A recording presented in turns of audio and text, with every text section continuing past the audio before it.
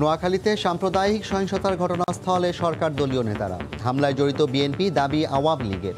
ব্যর্থতা ঢাকতেই পরিকল্পিত বিশৃঙ্খলা, পাল্টা জবাব বিএনপির।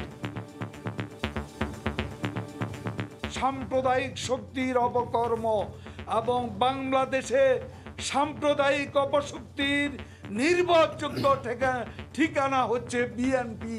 এই ঘটনা ঘটাচ্ছে তোমরা, কারণ এইসব ঘটনা যদি না ঘটাও তাহলে জনগণ গণতন্ত্রের যে আন্দোলন করবে, তাদের অধিকারের জন্য আন্দোলন করবে, তো ওটাকে ডাইভার্ট করতে হবে, অন্যদিকে দৃষ্টি সরাতে হবে।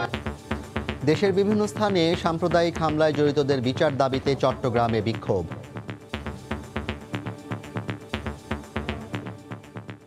দেখছিলেন প্রধান শিরোনাম। রাতের সময়ে সঙ্গে আছি আমি জাফর সাদিক।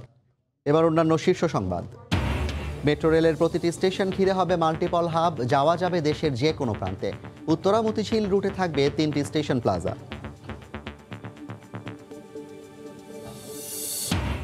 শুধু কৃষিপণ্য উৎপাদন নয়, বাজারজাতকরণেও জোর দিতে হবে। বিশ্ব খাদ্য দিবসে প্রধানমন্ত্রী। স্বয়ংসম্পূর্ণ বাংলাদেশ গুরুত্ব দিচ্ছে নিরাপদ ও পুষ্টিকর খাবারে। হাতিরঝিল রক্ষণাবেক্ষণের দায়িত্ব হারাচ্ছে রাজুক, থাকছে না ভবন নির্মাণে অনুমতি দেওয়ারও ক্ষমতা। দায়িত্ব পাচ্ছে সিটি কর্পোরেশন, ইঙ্গিত মন্ত্রীর। এবং বিশ্বকাপের জন্য প্রস্তুত বাংলাদেশ। স্কটল্যান্ডের বিপক্ষে প্রথম ম্যাচ থেকেই খেলবেন অধিনায়ক মাহমুদুল্লাহ রিয়াদ। দলের সাথে যোগ দিয়েছেন সাকিব আল হাসান।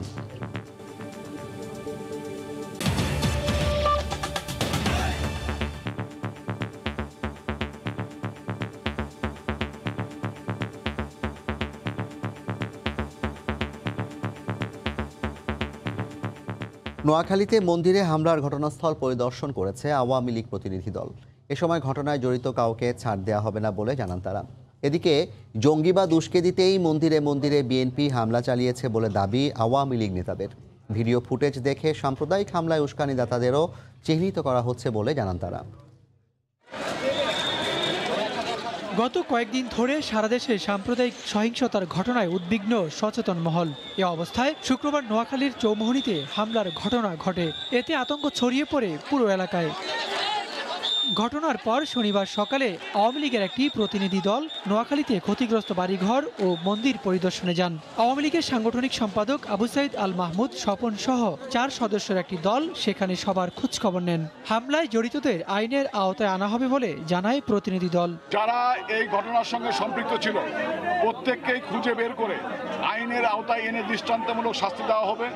ভবিষ্যতে যেন বাংলাদেশে সকল ধর্মাবলম্বী মানুষ স্বাধীনভাবে অবাধে তাদের ধর্মবিশ্বাস, ধর্মীয় আচার অনুষ্ঠান পালন করতে পারে। এদিকে গত 12 বছরে দেশে হিন্দু সম্প্রদায়ের উপর কোনো হামলা হয়নি দাবি করে আওয়ামী লীগ সাধারণ সম্পাদক ওবায়দুল কাদের বলেন, একটি গোষ্ঠী পরিকল্পিতভাবে সাম্প্রদায়িক হামলা চালিয়েছে। শনিবার সকালে রাজবাড়ী জেলা আওয়ামী লীগের সম্মেলনে ভার্চুয়ালি যোগ দিয়ে তিনি একথা বলেন।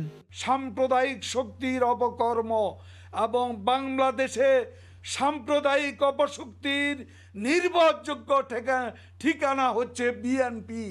বিএনপি আজকে নির্বাচন আন্দোলনে ব্যর্থ হয়ে রঙিন চশমা ফাঁক দিয়ে বাংলাদেশকে রঙিন দেখছে।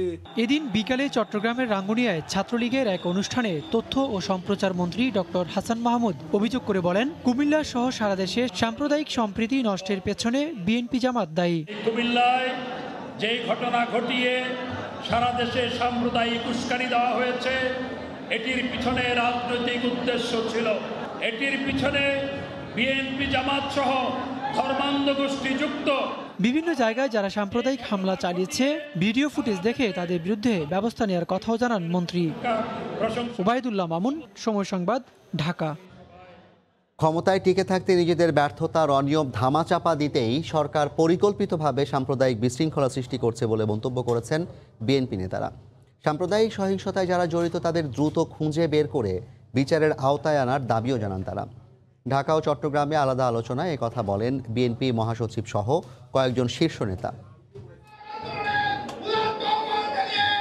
সাংগঠনিকভাবে দলকে শক্তিশালী করতে সারা দেশে নতুন নেতৃত্ব নিয়ে কাজ করছে বিএনপি। উদ্দেশ্য, আগামী নির্বাচন সামনে রেখে দল গোছানোর কাজ দ্রুত এগিয়ে নেয়া। তারই ধারাবাহিকতায় দলটির মহাসচিব শনিবার বিকেলে যোগ দেন চট্টগ্রামে বিএনপির কর্মী সভায়। আন্দোলনের মধ্য দিয়ে। মির্জা ফখরুল ইসলাম আলমগীরের বক্তব্যে উঠে আসে দেশের বিভিন্ন স্থানে সাম্প্রদায়িক হামলার ঘটনা। তিনি অভিযোগ করেন সরকারের ইঙ্গিতেই ঘটছে এমন অনাকাঙ্ক্ষিত ঘটনা। আজকে এখন একটা নতুন আপনার ষড়যন্ত্র চক্রান্ত শুরু হয়েছে। তাদের এজেন্টকে নিয়ে তারা ঘটনা ঘটানোর জন্যই বিভিন্ন রকম সমস্যা তৈরি করে তার দাঙ্গা সৃষ্টি করার চেষ্টা করাচ্ছ তো তোমরা।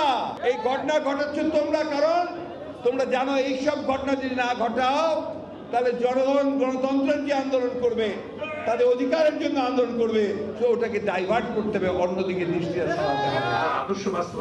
এদিকে রাজধানীতে আলাদা দুটি আলোচনায় বিএনপির স্থায়ী কমিটির সদস্য ডক্টর খন্দকার মোশাররফ হোসেন ও মির্জা আব্বাস দাবি করেন একটি চক্র পরিকল্পিতভাবে সাম্প্রদায়িক সহিংসতা ঘটিয়ে ফয়দা লুটছে। সম্প্রীতিকে বিনষ্ট করার জন্য যারা এটা করেছে তাদেরকে খুঁজে বের করে তাদের বিচার দাবি করি। সরকার কর্তৃক সৃষ্ট এই ঝামেলা, পুলিশের কাজ কি? বিএনপি ঠেকানো? এই সমস্ত নোংরামেই ছাড়েন। ক্ষমতা টিকে থাকার জন্য বহু পন্থা অবলম্বন করেছেন।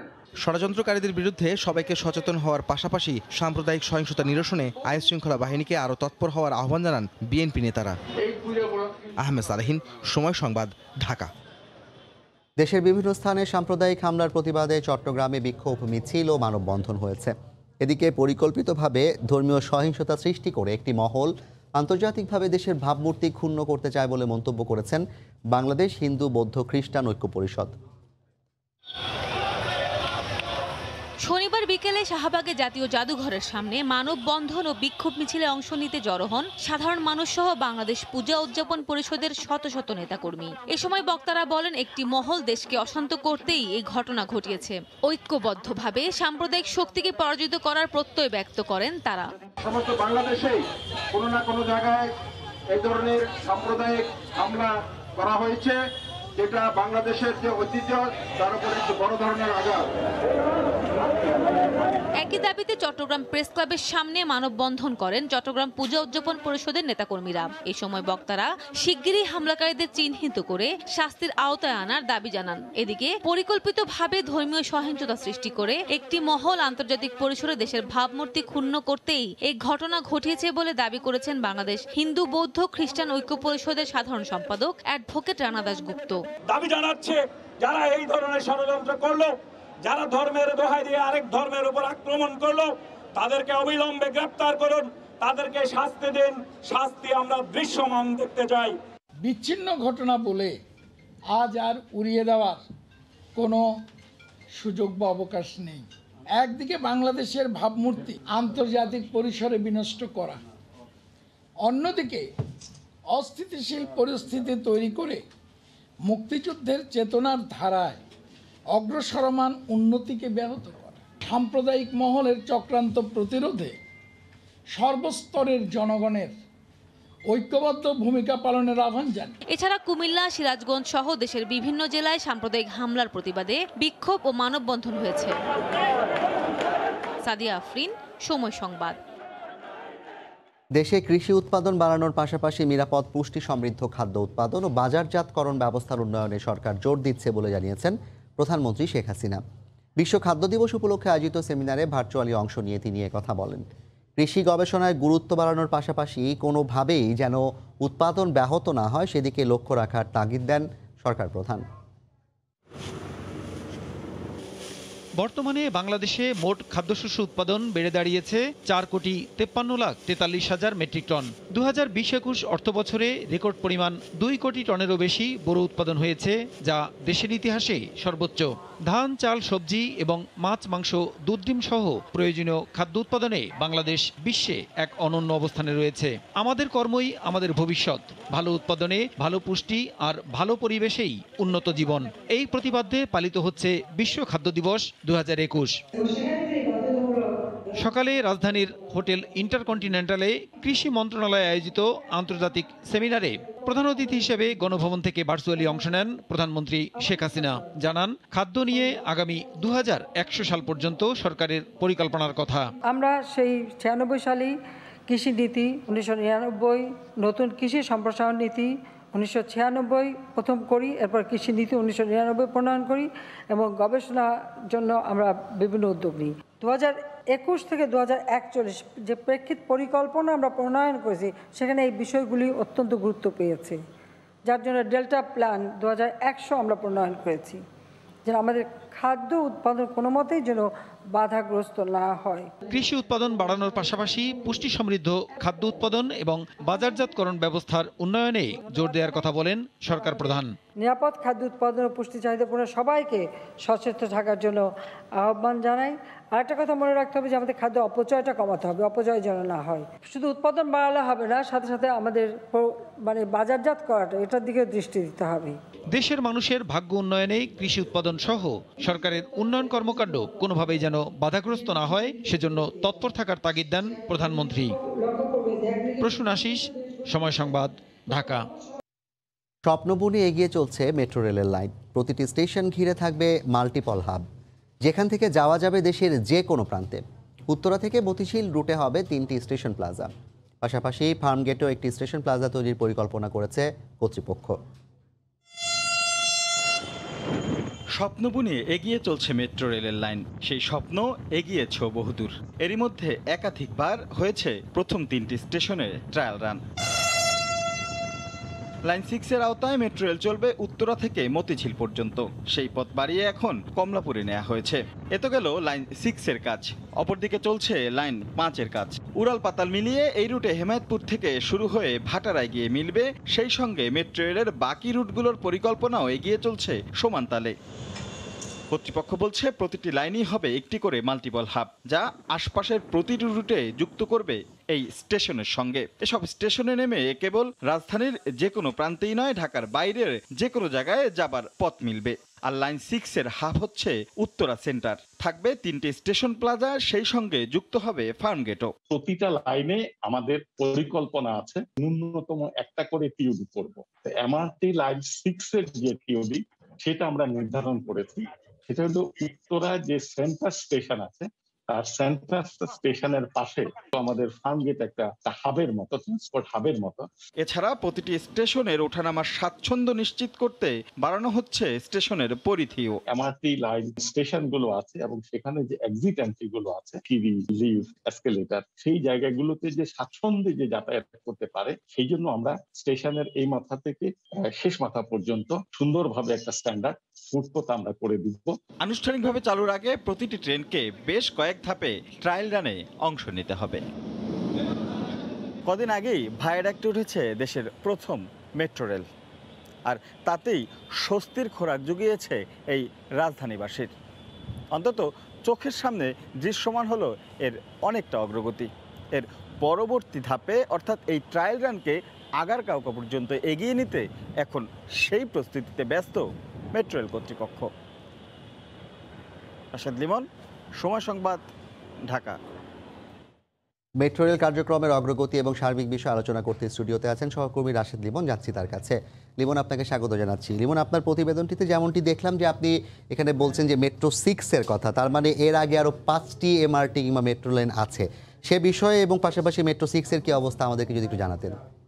একটু আগে মানে যদি আমরা 1, 2, 3, 4 এই হিসাবে করি, সেই হিসাবে 6 সবার শেষে হলেও কিন্তু প্রথমবারের মতো যে কাজটা শুরু হয়েছে সেটি কিন্তু 6 মেট্রো রেল লাইন 6 অর্থাৎ উত্তরা থেকে মতিঝিল এবং পরবর্তীতে বর্ধিত করে সেটি কমলাপুর পর্যন্ত নেওয়া হচ্ছে।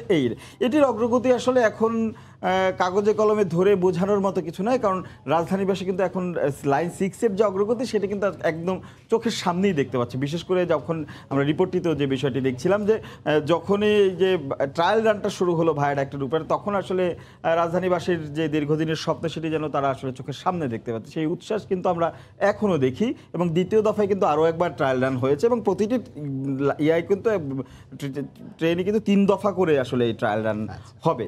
তো এর পাশাপাশি যে মূল কথা যে বিষয়টি উঠে আসছে যে মাল্টিপল হাব, এটি হচ্ছে গিয়ে মূলত যেমন মেট্রো রেল কর্তৃপক্ষ বলছে লাইন 6-এর উত্তরা সেন্টার স্টেশনকে ঘিরে তারা আশেপাশের বেশ কিছু জমি, রাজুক সহ অন্যান্য প্রতিষ্ঠান যাদের আছে তাদের কাছ থেকে একবার করে নিয়ে ওখানে একটি মাল্টিপল হাব বলতে ওইখান থেকে আসলে যেন নেমে সড়ক পথে আমি যেন ঢাকার সব জায়গায় কানেক্টেড হওয়া যায় এবং ঢাকার বাইরেও কানেক্টেড হওয়া যায়। এবং সেক্ষেত্রে ঢাকার বাইরে তো আসলে ওখানে মূলত সব জেলার বাস এসে জড়ো হয়ে থাকবে না, যেহেতু আমরা জানি আরও একটি পরিকল্পনা রয়েছে সরকারের, বা সেটিও বাস্তবায়নের পথে, যেমনটি গাবতলী থেকে শুরু করে আমাদের যে মহাখালী বাস স্ট্যান্ড, সেটিও কিন্তু ঢাকার বাইরে নিয়ে যাওয়া হবে। সেটি যেখানে নিয়ে যাওয়া হবে, অর্থাৎ যে আন্তজেলা যে বাস টার্মিনাল, সেটির সঙ্গে ওইখানে যেন সরাসরি লিঙ্ক আপ থাকে, এই প্রক্রিয়াটাই আসলে করা হবে। সেক্ষেত্রে প্রত্যেকটি লাইন 1 থেকে 6 প্রত্যেকটির ক্ষেত্রেই একটি করে এরকম বড় হাব বা বড় মাল্টিপল হাব তৈরি করা হবে, যেন একটি নির্ধারিত স্টেশন থেকে নেমে সব কিছু পাওয়া যায়। আমি একটু এক থেকে মানে পুরোটাই দেখি, তবে শুরু করব যেহেতু মেট্রো রেল 6 এর কাজই আমরা দেখছি সবার আগে এবং সবার প্রথমে হয়েছে। এই মেট্রো রেল লাইন 6 এটি একদম প্রথম পর্যায়ে শুরু হয়েছে এবং এটি কিন্তু পুরোপুরি উড়াল, এবং এটি উত্তরা থেকে কমলাপুর পর্যন্ত, যেটি বলছিলাম মতিঝিল ছিল, পরে সেটি কমলাপুর পর্যন্ত বর্ধিত করা হয়েছে এবং সেই অংশের কিন্তু জমি অধিগ্রহণের কাজ চলছে, অর্থাৎ মতিঝিল থেকে কমলাপুর পর্যন্ত। এবং এটির সম্ভাব্য সময় কিন্তু 2024, কিন্তু এই সময়টা কমিয়ে এনে এটি কিন্তু বলা হচ্ছে আগামী অর্থাৎ 2022-এর ডিসেম্বরেই কিন্তু চালু করার যে পরিকল্পনা সেটি করা হচ্ছে। এবং কাগজ কলমে ধরে এখন পর্যন্ত যে কাজের অগ্রগতি সেটি হিসেব মিলালেই সেটি অনেকটাই বাস্তবসম্মত মনে হয়। কিন্তু আমরা যেটা দেখেছি এখন পর্যন্ত যে কয়েকটি স্টেশন তৈরি হয়েছে তার ওঠানামার পথটাই কিন্তু এখনো তৈরি করা সম্ভব হয়নি। ওঠানামার বিষয়তে আমার রিপোর্টটিতেও রয়েছে যে ওঠানামা, এর আগেও আমি কাজ করেছি এবং কথা বলেছি মেট্রো রেল কর্তৃপক্ষ, যে ওঠানামাটা আসলে তারা চাচ্ছে না ফুটপাতের উপর দিয়ে। ফুটপাতের উপর দিয়ে করলে আসলে আমরা ওভারব্রিজগুলোতে যেমন দেখি ফুটপাতের উপর কারণ সেইখানটায় জায়গাটা শুরু হয়ে যায়, ওঠানামা শুরু হয়। এই জন্য তারা নতুন করে বেশ কিছু জমি অ্যাকোয়ার করছে এবং এইটি সময় সাপেক্ষ কিনা এটিও প্রশ্ন করেছিলাম আমরা। তারা বলছেন না, এক পাশে যেহেতু এই কাজ এগিয়ে চলছে, প্রত্যেকটি স্টেশন ধরে যে জায়গাটি তারা নিবে সেটি তারা চিহ্নিত করে ফেলেছে, হয়তো এরপরে তাদের পরবর্তী যে পদক্ষেপ সেটি তারা শীঘ্রই হয়তো বা নেওয়া শুরু করবে।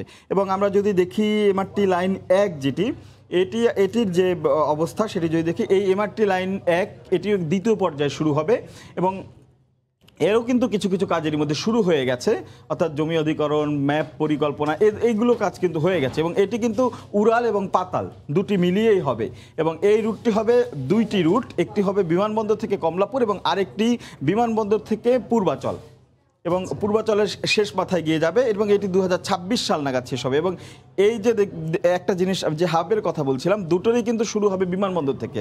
আমরা কিন্তু জানি 3rd টার্মিনালকে ঘিরে যে সরকারের যে একটি পরিকল্পনা রয়েছে, সেখানে একটি বড় মাল্টিপল হাব করার যে একটা সরকারের পরিকল্পনা, তারই কিন্তু অংশ এই সঙ্গে সংযুক্ত হবে। কিন্তু মানে সব কিছুই পরিকল্পনাগুলোই একে অপরের সাথে সম্পৃক্ত।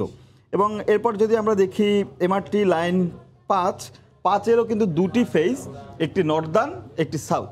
আমরা যে নর্দার্ন রুটের কথা, এটিও দ্বিতীয় পর্যায়ে শুরু হচ্ছে এবং এটিও কিন্তু আমরা দেখতে পাচ্ছি যে উড়াল এবং পাতাল দুটোই কিন্তু হেমায়তপুরতে শুরু হবে এবং গাবতলীর পরে থেকেই কিন্তু এটি পাতালে চলে যাবে। আমরা বোধহয় এটার কাজই দেখতে পাচ্ছি এখন রাস্তা শুরু হয়েছে। এটা রাস্তা ধরে আসলেই আসলে দেখা যায় হেমায়তপুরের পরে যে রয়েছে সেখানে কিন্তু যে সয়েল টেস্টের কাজ, অর্থাৎ মাটি পরীক্ষার যে কাজ, সেটি কিন্তু হয়তো কিছুদিন আগেও এরই মধ্যে কিন্তু শেষ হয়ে গেছে ওই হেমায়তপুর গাবতলী অংশে। এখন কিন্তু বর্ধিত অংশের সামনের দিকে এই কাজটি চলছে।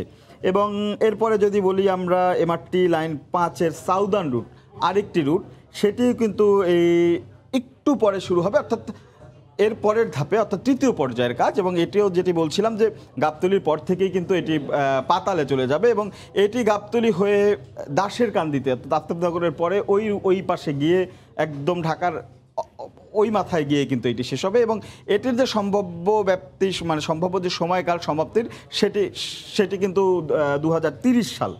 এছাড়া আমরা যদি বলি এমআরটি লাইন এই তৃতীয় পর্যায়ে আরও দুটি রয়েছে, এমআরটি লাইন 2 এবং 4। আমরা যদি একটু 2টা দেখে নেই, 2টাও কিন্তু আসলে উড়াল পাতাল মিলিয়েই হবে এবং এটি গাবতলী থেকে চিটাগাং রোড হবে। তার মানে আমরা কিন্তু পরপর 3টি দেখলাম গাবতলীতে হচ্ছে, তার মানে গাবতলীতে যে একটি বড় হাব করার পরিকল্পনা রয়েছে বা সেটি কিন্তু আসলে এই লাইনের যে প্রত্যেকটা লাইনের যে পরিকল্পনা সেটি কিন্তু স্পষ্ট বোঝা যায়। এবং যেটি বলছিলেন তারা যে মাল্টিপল হাব, এছাড়া কিন্তু এই যে মাল্টিপল হাবগুলো করা, এছাড়া কিন্তু ছোট ছোট কিছু আবার হাব, মানে কিছু কিছু স্টেশনে, যেমন 6-এর ক্ষেত্রে তারা করেছে উত্তরা নর্থ, এরপরে আগারগাঁও এবং এরপর সবশেষ কমলাপুর।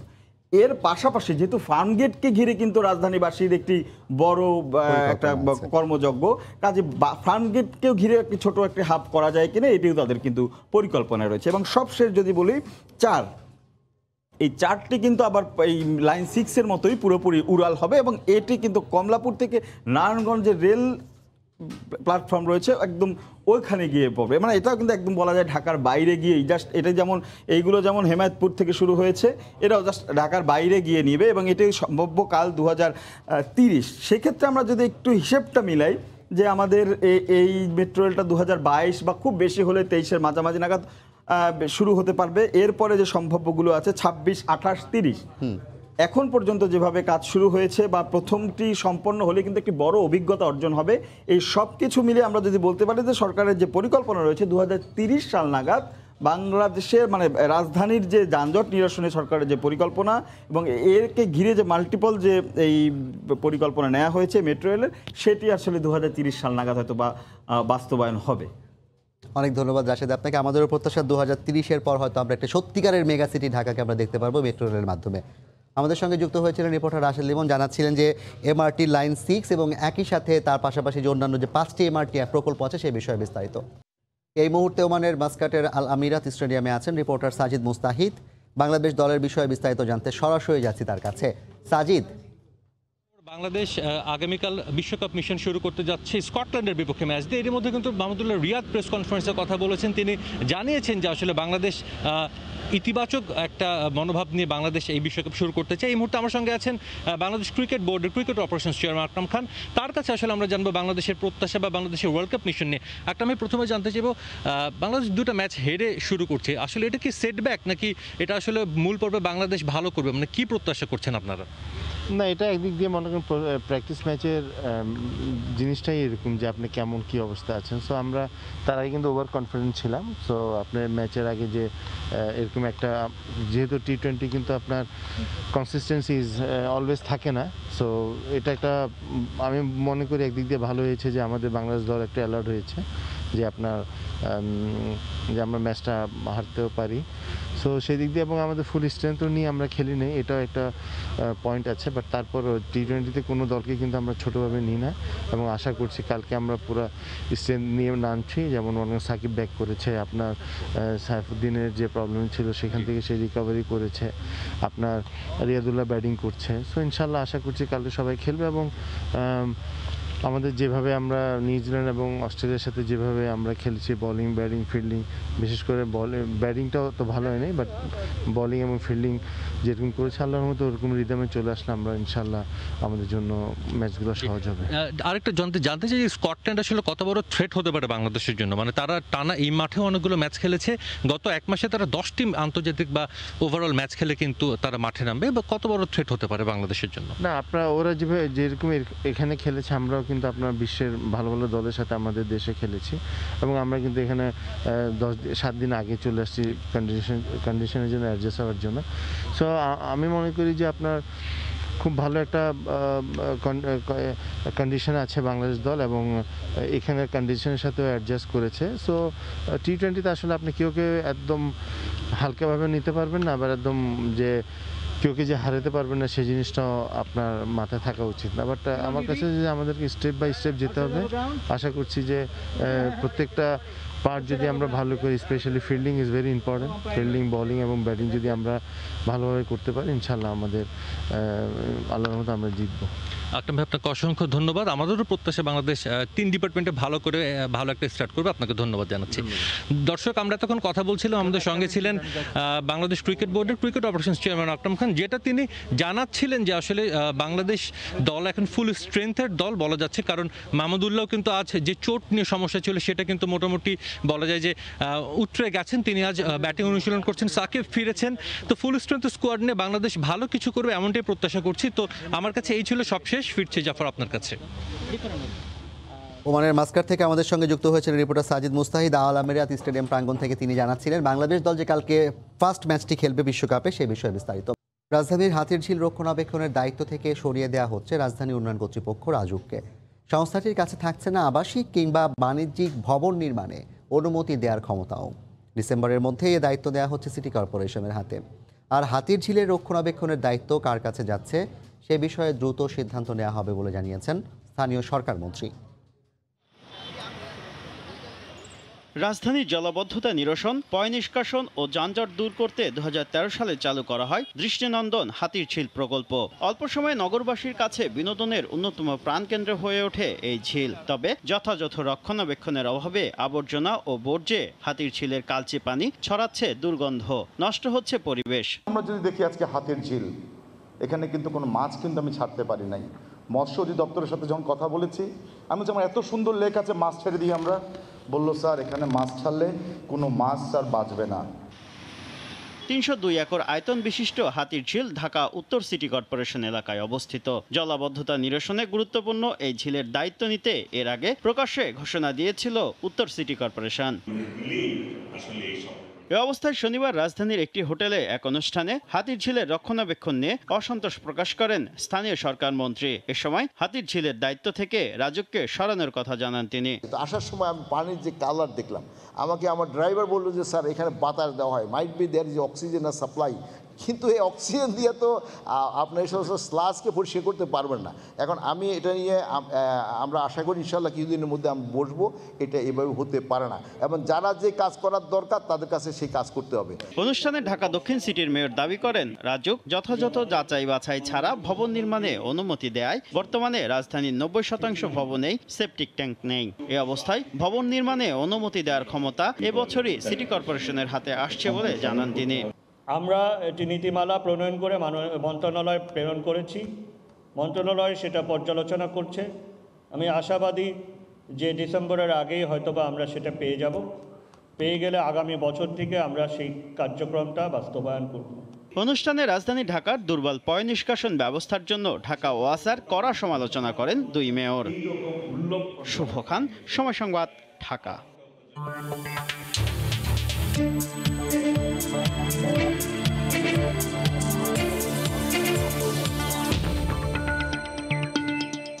গাইবান্ধা বিদ্যুৎ উন্নয়ন বোর্ডের অধীন নেসকোর 2 ডিভিশনে শতকরা প্রায় 41% বিদ্যুৎ সিস্টেম লসের খাতায়। মিটারগুলো সবই বিশেষ পদ্ধতিতে টেম্পারিং করা হয়েছে দাবি করে অভিনব চুরি ঠেকাতে তৎপর বলে জানায় বিদ্যুৎ বিভাগ। হেদায়েতুল ইসলাম বাবুর রিপোর্ট, ছবি তুলেছেন আতাউল হক সাগর। নতুন বাসায় উঠে 3 মাসে অস্বাভাবিক কম বিদ্যুৎ বিল দেখে চমকে ওঠেন গৃহকর্তা। বিদ্যুৎ অফিসে অভিযোগ করে জানতে পারেন তার মিটারটি বিশেষ পদ্ধতিতে ট্যাম্পারিং করা। এরপর জরিমানা গুনতে হয় প্রফেসর কলোনির এই বাসিন্দাকে। আমি চেঞ্জ করার জন্য ওনাদের যে ব্যাংকে টাকা জমা দিতে হয় সেটা সহকারে দিয়েছি। ওনারা একদিন এসে ইনকোয়ারি করছে, বলছে যে এটা টেম্পারিং করা মিটার। কিন্তু টেম্পারিং করা মিটার এটা তো আমরা কিভাবে বুঝবো, কিভাবে জানবো? টেম্পারিং করার কারণে আমার কাছে জরিমানা বাবদ 15,000 টাকা নগদ আমাকে ব্যাংকের মাধ্যমে দিতে হয়েছে।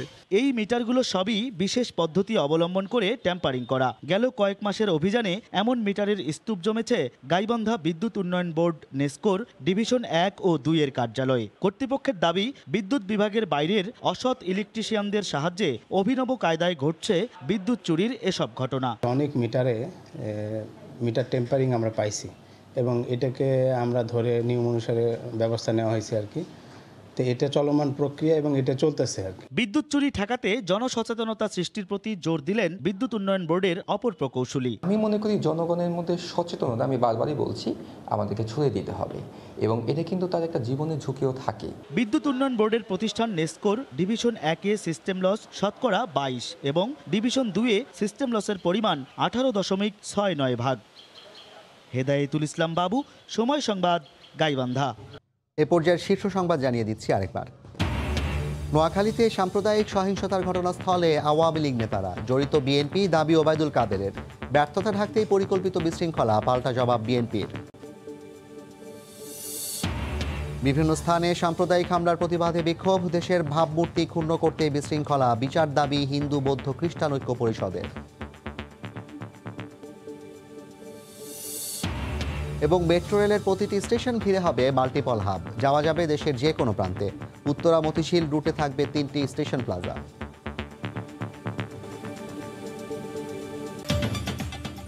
এই ছিল রাতের সময়, সঙ্গে থাকুন সময়।